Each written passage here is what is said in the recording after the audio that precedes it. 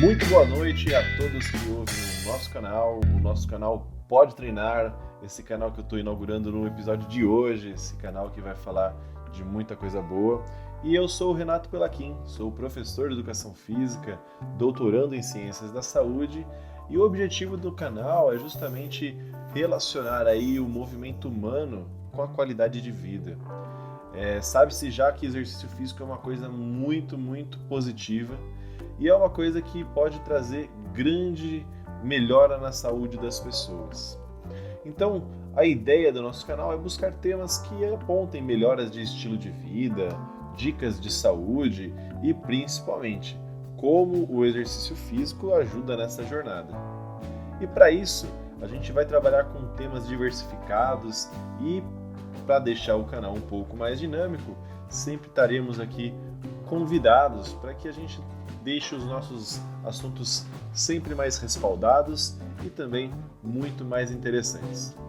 E no nosso episódio de hoje, nós falaremos de uma coisa muito importante que é a dor, né? Uma coisa muito relacionada com quem pratica exercício físico. E para isso, para me ajudar nessa primeira jornada, eu trouxe uma profissional de educação física, a professora Sara Rodrigues, ela que é personal trainer, especializada em medicina do esporte e em reabilitações de lesões musculoesqueléticas. Olá, Sara, e aí, como é que você tá? Obrigado primeiramente por aceitar o convite nesse primeiro episódio que a gente vai fazer, e se Deus quiser aí também poder participar nos outros futuros que teremos. Que responsabilidade, né? Bom, primeiramente, queria agradecer aí o convite de estar nesse primeiro post, que eu tenho certeza que vai ser sucesso. É muito legal quando a gente traz a informação, né?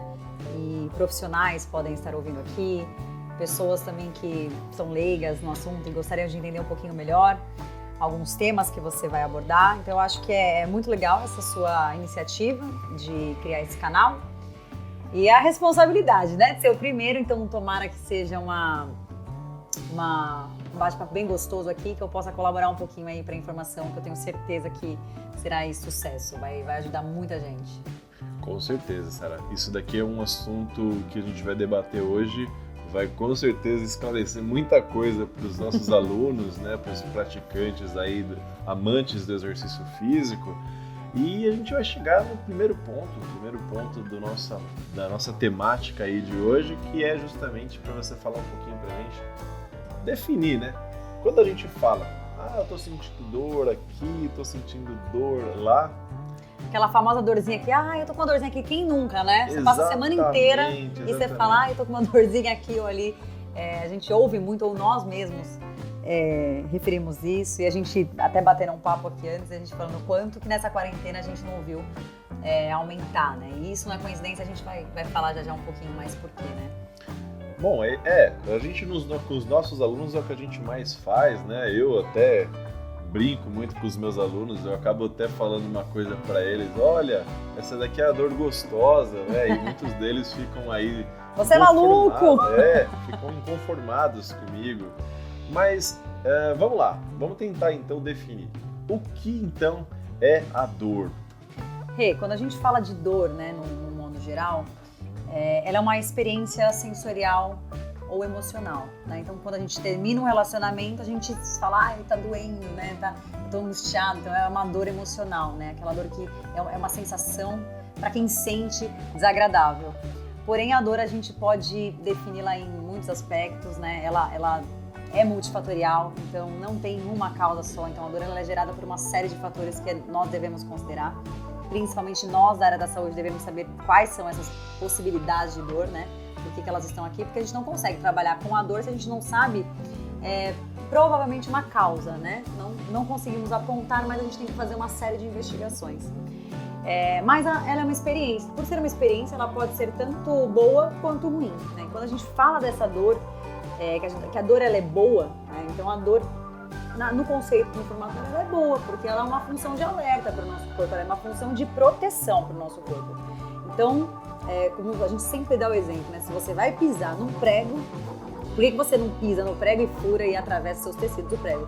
Quando a pessoa tem uma percepção da dor correta, né? Que o sistema nervoso dela é responsivo, ele tá entendendo o que tá acontecendo. Você pisou, ele já tira, então ele tem um poder de voltar até não dar uma lesão pior. Então é uma função de proteção onde o seu corpo, quando em bom funcionamento, ele te impede de ter uma lesão maior ou de você parar algo nocivo para ele antes de acontecer um problema maior. Então a gente tem, essa é a definição basicamente. Muito legal. Então, pelo que você está me falando, a dor é uma forma de sensibilidade, é uma maneira do seu organismo se defender, mas então ele tem uma característica de proteção. E geralmente o que protege a gente tem uma conotação positiva. Sim, errado? Mas é que pra quem sente é difícil, né? Todo mundo fala, Sara, é porque não é com você, né? Eu também tenho as minhas, né? Cada um tem as suas. O problema é quando essa dor, ela se torna excessiva. Então, a gente tem os tipos de dores, que a gente fala que nós temos as dores agudas e as dores crônicas, né? A aguda é uma fase de proteção. Então, você tem naquele momento um estímulo, você pode ser uma lesão tecidual, pode ser um trauma ali que aconteceu, enfim, temos diversos fatores, mas ela é uma dor que ela vem e vai embora rápido, dentro de algumas semanas, geralmente 6 semanas ou um pouquinho mais até ser subaguda, né? A crônica não, a crônica ela já é uma dor que a gente tá falando não de uma dor boa, a gente tá falando de uma dor constante por mais de 3 meses, então é uma sinalização todos os dias, constantes em 3 meses, isso não é bom, então viver com a dor não é bom. E aí a gente chega no ponto onde a dor ela não é funcional, né? Então ela perde a capacidade de função de proteção. Isso não é interessante para o corpo, porque muitas vezes na dor crônica a pessoa tem um tipo de dor e a dor dela supera esse tempo de 3 meses, só que o cérebro dela, né, que é o cara que está recebendo essa informação, então a gente tem algumas vias que sinalizam isso, então a dor ela é percebida por alguns neurônios que vão até o cérebro e vão sinalizar essa dor, e como resposta o cérebro vai lá no local da dor e inibe, né? Ele tem os seus próprios, vamos falar, a sua própria analgesia, né? Que são as encefalinas que a gente fala, é o analgésico próprio do cérebro. Só que aí, a partir de 3 meses, você fica tanto naquela dor, 3 meses sinalizando a dor, que o seu cérebro é como que eu sempre brinco que é como se fosse um relacionamento. Sua esposa tá lá, Renato, enchendo você, falando blá, blá, blá, e brigando. Quando isso é muito recorrente, não tem uma hora que você fecha seu ouvido e fica em off? Eu brinco que você fica em off. Minha esposa realmente, ela realmente briga pra que tem uma hora que você... Na verdade, eu acho que isso tem um parênteses aqui, né? Acho que só os homens conseguem fazer aquele momento zen, deixar a caixinha cabeça vazia. Completamente vazia. As mulheres acho que não conseguem compreender isso. Talvez a gente tenha um mecanismo diferente. Eu acho que o cérebro, então, pode ser masculino. Porque, na verdade, ele entra nesse modo off. Então, é como se você falasse blá, blá, blá, blá, blá, e grilos saltitantes na sua cabeça, porque o cérebro ele desliga essa função de proteção, ou seja, ele entra com uma conexão desequilibrada. Às vezes a lesão nem tá mais ali, mas a sua memória de dor, ela é tão grande, né? Então o nosso músculo acumula alguns núcleos de memória de dor, então é como se a lesão não estivesse ali, mas ele ainda continuasse mandando estímulos que não estão. E o cérebro ele não é mais capaz de codificar essa dor. Aí você entra com analgesia por medicamentos, opioides, e aí a gente tem um processo que vira uma bola de neve sobre essa dor crônica. Pera lá, vamos lá que a gente vai chegar nesses temas. A Sara, ela conhece tanta coisa, gente, que vamos tentar então aqui dividir um pouquinho pro nosso ouvinte. Você tá me dizendo então que a dor é uma coisa que a gente pode controlar, de certa forma, a gente pode alterar a sua percepção. Manipular, né, essa percepção. Sim, porque... Que coisa doida. E olha como é muito louco, né? Porque a gente tá falando de uma parte do sistema nervoso central, aí já começou a bagunça, né? E tem muita coisa que a gente tá sendo estudada ainda, muitas publicações ainda que estão... É muito legal, né? Na literatura tem muita controvérsia em algumas formas de tratamento, mas olha que interessante. No passado, a maioria das dores elas eram tratadas primariamente assim com medicações, né? Então, os opioides saindo aí em disparada e era sempre medicações de repouso, né? O mais indicado. Para quem não sabe, gente, opioide é um nome meio do mal às vezes, né? Opioide é basicamente as medicações que as pessoas tomam que elas funcionam como um mecanismo de retirada de dor. Tá? Eles são algumas medicações que elas são à base de um hormônio, né, o cortisol, e elas geralmente têm aí um efeito que retiram a dor. Mas Isso pode se tornar viciante. Olha a sua explicação, né? Você tá dizendo que os opioides são algo que vai bloquear o que você está sentindo de desagradável. Isso é viciante, né? Então, já entramos nesse problema aí. Isso pode viciar, muitas pessoas são viciadas em medicações. E aí o que acontece? Uma hora essa medicação ela não é mais funcional. E a pessoa fala, eu tomo o máximo da dosagem e ainda assim não resolve minha dor. Isso é muito comum. Por quê? Porque a gente tem que fazer o organismo desmamar essas medicações, porque o nosso próprio organismo ele tem que ser capaz de combater, ele tem essa fase de analgesia. Mas com o opioide, né, com as medicações externas, a gente acaba entrando num ciclo vicioso onde nem as medicações são mais interpretadas pelo nosso sistema, né? Então, elas são excretadas pelo rim, enfim, é um ciclo que você toma, você só sobrecarrega alguns órgãos específicos e não tem mais esse bloqueio da dor. Como fazer isso? Né? Como manipular isso? Existem sim algumas estratégias que hoje a gente fala que são as estratégias conservadoras e não farmacológicas, né? Que seriam as medicações, essas farmacológicas. E nós podemos fazer isso através da atividade física, do exercício físico e muito mais além, né? A gente trabalhar com a mudança intrínseca de crença do indivíduo, porque quando a gente fala de mudança nesse padrão de dor, a gente está trabalhando com traumas antigos, nós estamos trabalhando com crenças. Renato, nossos alunos mesmo, quando vêm pra gente e relatam, né? Eu não posso agachar, porque meu médico falou, ou minha vizinha falou que agachar faz mal, enfim, ela já veio com essa crença.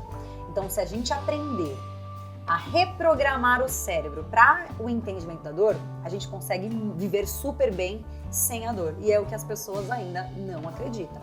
Caramba, então o exercício físico aí tem um papel fundamental, acredito eu, para que a gente consiga aí, de uma certa forma, não deixar com que a pessoa fique mais sedentária porque está sentindo dor. E sim, pelo que você está me falando, repouso é o que estava mais indicado há uns anos, né? Olha que coisa, né? Poxa, e uma coisa interessante, né? O exercício, a gente estava falando também daquelas coisas de opioides, de medicações. Xingamentos. Tá? O exercício físico, ele é capaz de produzir substâncias que são iguais a esses opioides, né? A gente sabe aí que durante a produção de esforço, na hora que você faz a contração muscular, existem algumas substâncias que são a famosa, né, endorfina. Sim, sim. E que isso faz, geralmente, a gente ter essa percepção de dor, né? E uma coisa interessante que eu me lembro, quando a gente estava num curso de ressuscitação cardiopulmonar, olha só, eu sei que o pessoal vai falar, meu, que viagem, Renato, mas a gente falou dessas medicações, elas são tão viciantes que dentro de um dos cursos de quase suporte básico de vida, eles ensinavam as pessoas a administrar uma medicação que é a naloxona. E essa medicação é justamente para cortar o efeito dos opioides, justamente porque nos Estados Unidos as pessoas consomem isso de uma maneira tão indiscriminada que causa parada cardíaca. Olha que loucura, né? O que a gente acha que é automedicação, e hoje a gente tem acesso a algumas medicações, né? Não todas, mas olha o vício que isso pode gerar e olha o problema que nós podemos desencadear de forma secundária, né? E que hoje prova-se que é um risco desnecessário, que a gente tem outras formas muito mais seguras. Com certeza. Pessoal, não estou indicando ninguém ficar usando remédio aí, não. Administrar isso aí, eu só estou usando um exemplo, tá legal? A Sara falou de uma coisa interessante, que eu acho que é o principal foco da gente agora, que é justamente pensar nesse sentido. Então, a gente falou que o exercício físico, né, o movimento humano, ele é capaz de chegar e dar uma resposta melhor para aquelas pessoas que estão com dor. Mas, peraí, Sara, me fala uma coisa. Quando a pessoa está com dor, ela não vai deixar de fazer um movimento? Supondo, a pessoa que está com dor nas costas, está com lombalgia, ela não... A maioria das pessoas para de fazer um movimento porque geralmente está com dor. E aí, como é que a gente faz?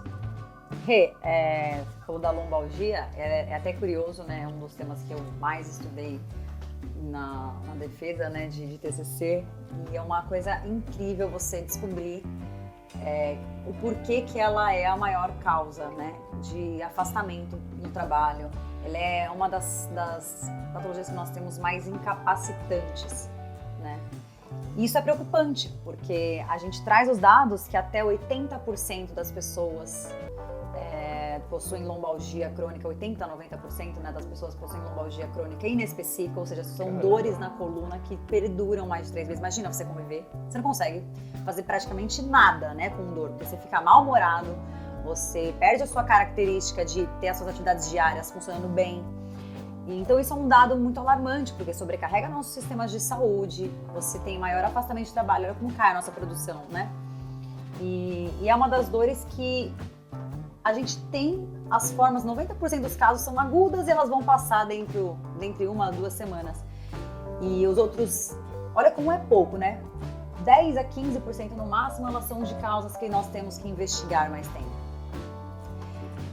Agora fica a parte curiosa, né? Muitas pessoas fazem movimento e tudo mais, trava a coluna, né? Fala que ele trava a coluna, travei a coluna, é isso que elas falam. Professor, foi a sua aula que travou aqui minhas costas, né? A gente... E aí ela quer se afastar do que ela acredita que realmente gerou aquilo, né? Injustamente a gente acaba sendo acusado aí, pra quem é meu aluno, pra quem é aluno da Sara aí, ó. Não, o meu nem fala isso, que eu não dou oportunidade. Não dá, não né? dou oportunidade. Não tem nem Porque como. a gente tem que educar ele quanto a isso, né, Rê? A gente traz, além da movimentação, a gente tem que educar quanto ao movimento, explicar por que é seguro e o que é seguro. Então você também, claro, tem que ter a clareza do que você está fazendo.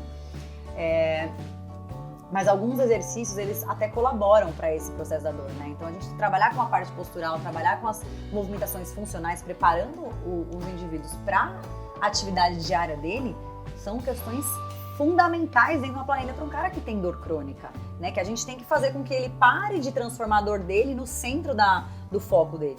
Ele é mais do que a dor dele, ele é um organismo funcionando num todo. E nós precisamos fazer voltar a qualidade de vida dele num patamar bacana, onde ele se insere socialmente normal, onde ele para de olhar para a dor somente e começa a ressignificá-la, até conseguir ter uma vida normal, sem dor. Muito bom, hein? Eu lembro de que eu vi uma professora falando uma vez que uma das coisas a respeito dessa modulação da dor, né, dessa alteração da percepção de dor, era muito louco, porque ela colocou que eles evidenciaram que essa dor pode ser tão alterada justamente comprovando que pessoas que tinham membros amputados, eles ainda referiam dor numa parte que não está ainda mais presente. Isso é verdade? Sim, e é como a gente até eu citei agora no começo, né? Muitas vezes a lesão já foi resolvida. Não está mais ali o problema. E você ainda tem essa sinalização da dor, né? Então esses núcleos musculares existentes, alguns outros comandos do sistema nervoso central das vias pelos neurônios estão tão em desequilíbrio, elas estão tão desreguladas no seu corpo, que a informação, ela nem é real naquele momento.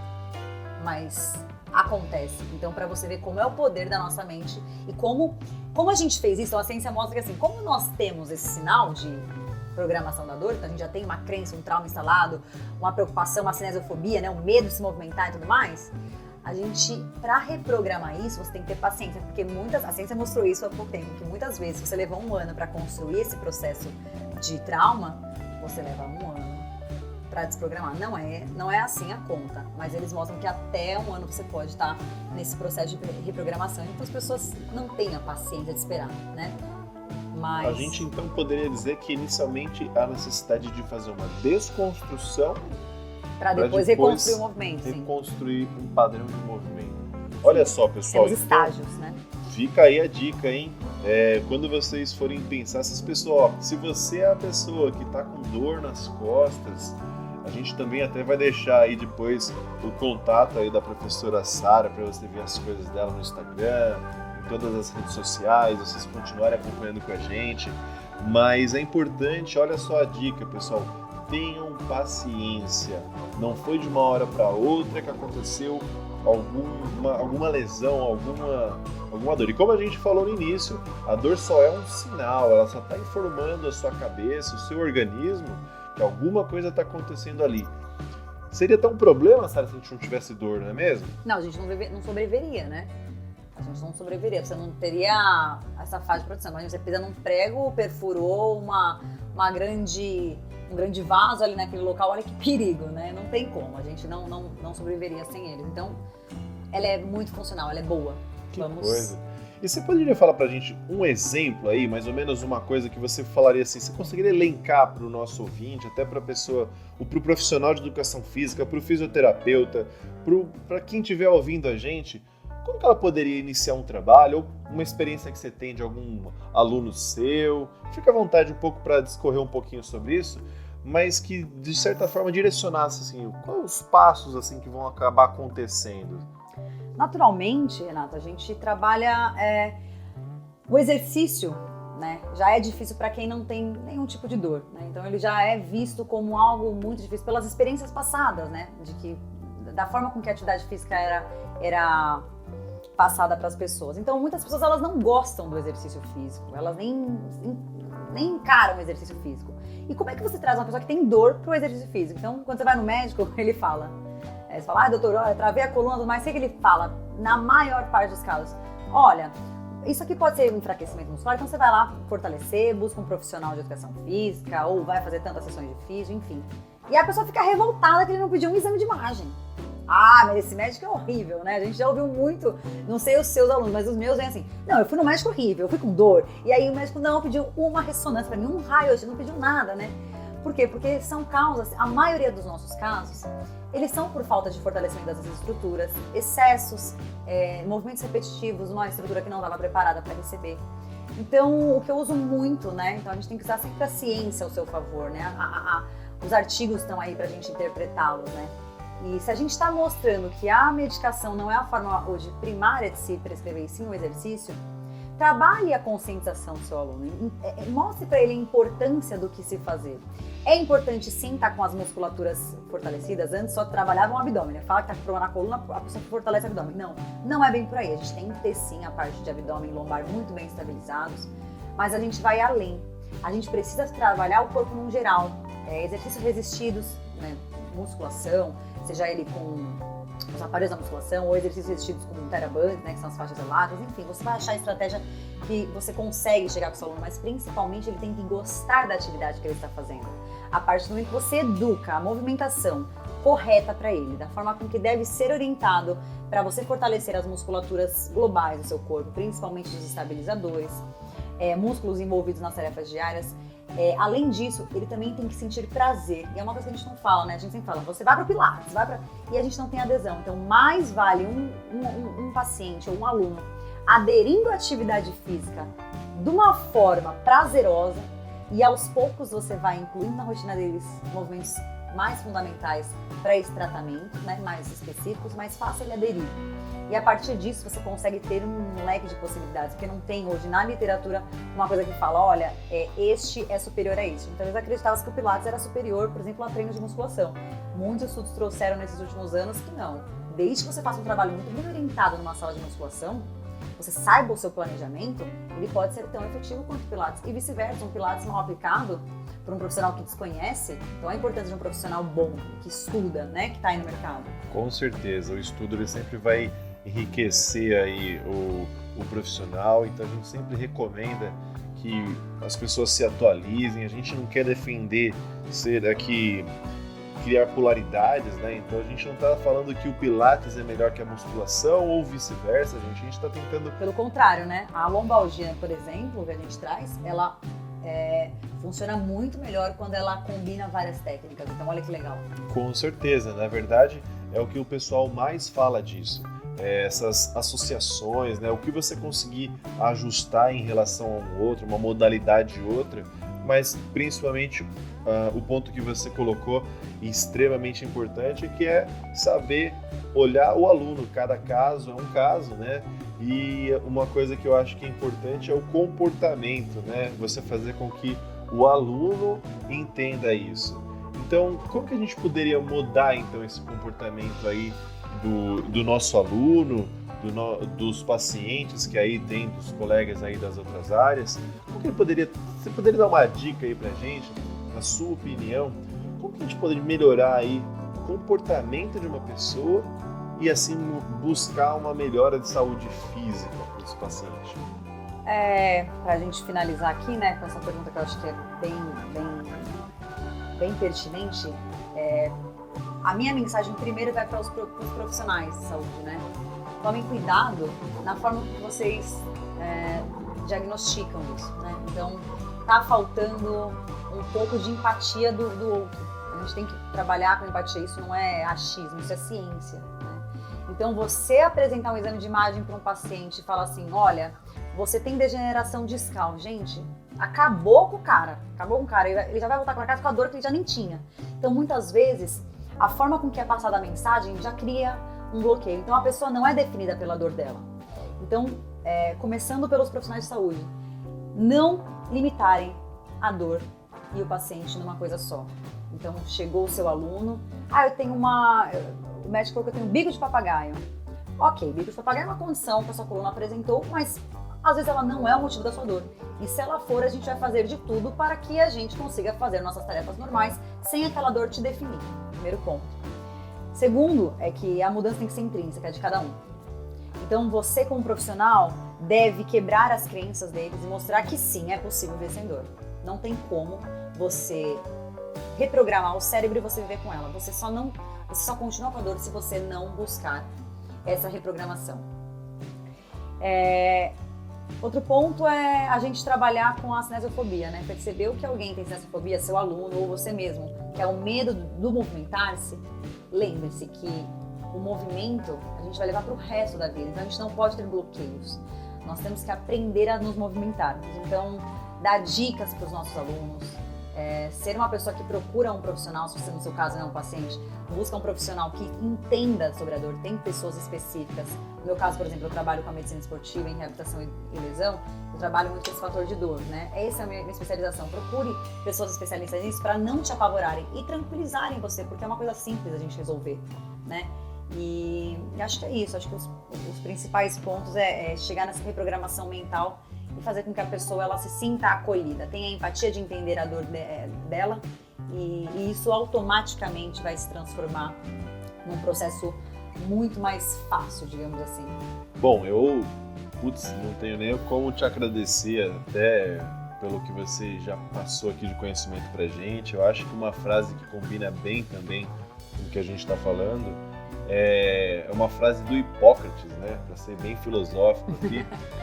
Antes de curar alguém, pergunte se a pessoa está disposta de deixar de lado tudo aquilo que fez ela adoecer. Ah, perfeito. É o que eu estava exatamente falando. Quem é o meu sábio que disse isso? Quem é esse tal Quem é o sábio? Hipócrates? Vou jogar hoje no Google, procurar essa frase e joga lá, colar na minha parede, porque é exatamente isso, né? Com certeza. Então aqui pra gente fechar, né?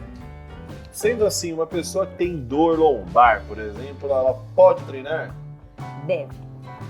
Muito bem. Sendo bem assessorado, pessoal, procure sempre um profissional especializado. Eu queria aqui então encerrar e pedir para a Sara só falar pra gente onde que a gente pode, as pessoas aí podem achar você, Sara, aí nas redes sociais. Bom, quem tiver interesse em saber um pouquinho mais, bater um papo, tirar alguma dúvida, hoje eu comecei a trabalhar com o Instagram faz pouco tempo, voltei aí para as redes sociais, então vocês podem me encontrar como personal_Sá_Rodrigues, com S no final. E aí a gente pode trocar figurinha, bater um pouco mais um papo gostoso, porque quanto mais profissionais envolvidos, sempre, né, trocando ideias, Renato, a gente cria um ciclo muito melhor do que tentar competir, o físio entrar na área do educador físico, o profissional de educação física entrar na do físio, enfim, essa briga não existe, né? A gente precisa dos médicos, dos psicólogos, dos físios, dos TOs, dos profissionais de educação física, enfim. Então vamos trocar essas figurinhas, estou à disposição de qualquer dúvida. Com certeza, e vai ser sempre bem-vindo aí para a gente fazer novas gravações e trazer mais conhecimento para o nosso pessoal aí. Então, pessoal, é isso aí, muito obrigado, valeu e tchau!